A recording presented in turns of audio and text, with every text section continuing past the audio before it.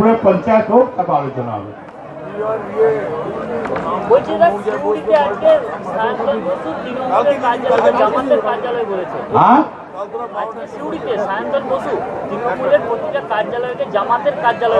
ও পাগল হয়ে গেছে, আমি তো আর পাগল নয়। ও দেশে কি করে থাকতে হয় আর দেশকে কি করে ভালোবাসতে হয় তাই জানে না।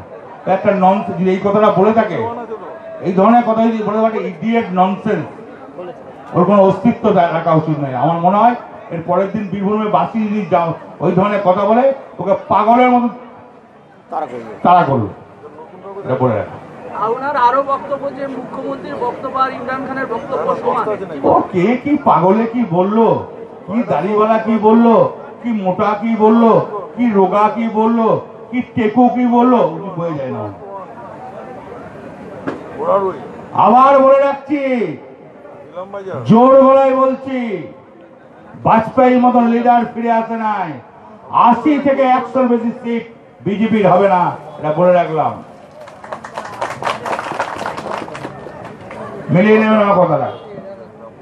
আর কিছু হয়ে গেছে।